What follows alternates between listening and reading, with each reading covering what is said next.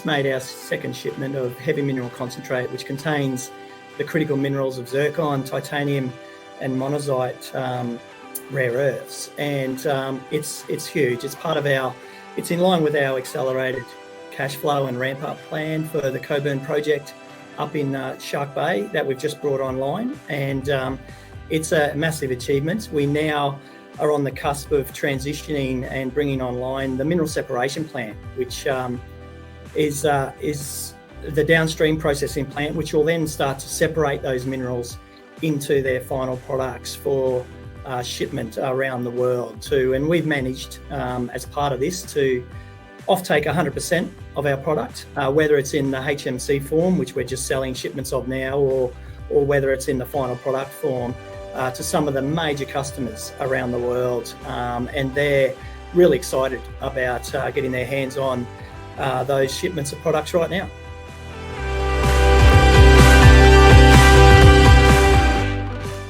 So the MSP will separate the valuable minerals into their final products. So we will be producing a very premium quality zircon, which gets used in the ceramic sector, and that is off-taked into some of the biggest European customers in Italy and Spain for the ceramic sector.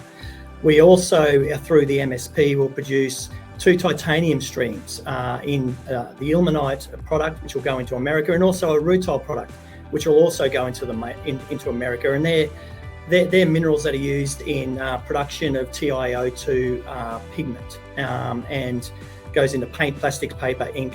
So products that are in high demand around the world. And also the MSP will separate with a zircon concentrate the rare earth mineral called monazite, which goes into things like permanent magnets for electric vehicles. So we get some exposure into that EV space as well through separating through the MSP, which is fantastic. And plus, it also unlocks that additional value that we get from going to final products. And we are pretty much now, once we bring the MSP and we ramp it up, we'll be very much considered one of the major producers of mineral sands around the world. And we just happen to be in what I consider to be a tier 1 mining jurisdiction of Western Australia. And so the mine life ahead of us now is multiple decades. So we've got potentially 20, 30, 40 years of production ahead of us. So it's such an exciting time for the business. The MSP is ready. Now construction is fully complete, and HMC is getting produced reliably out of the wet concentration plant we have done now for two and a bit months. So it's a really strong foundation for Strandline to kick some massive goals in ramp up through 2023.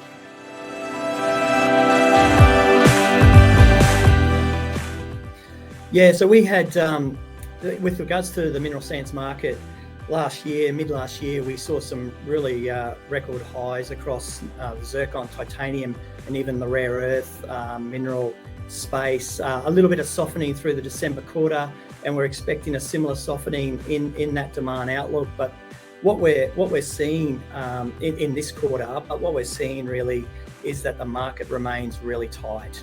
Prices remain right now well above our DFS assumptions that underpinned the business case for Coburn. Inventories and stockpiles across the globe are at extreme lows, and constraints within the supply chain of supply is really constrained as well. So we're expecting to see mineral sands pricing stabilise at these levels, be well supported at these levels, which is fantastic for Strandline as we're ramping up this project.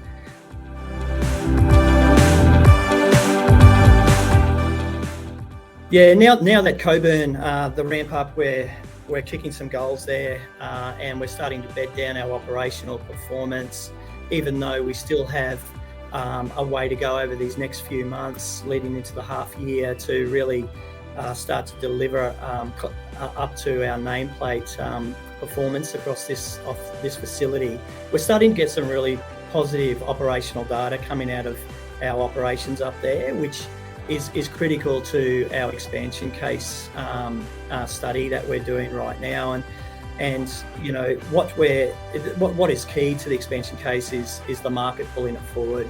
So that means the off-takers really requiring new supply to come online, and that message has been pretty consistent for the last few years, and it's emphasised even further in recent conversations. So we are we will deliver that expansion case study, and we'll get something out into the market sort of mid to third quarter this year, hopefully, in regards to what that looks like from a conceptual level, and position us really well to make some decisions on that later on in the year.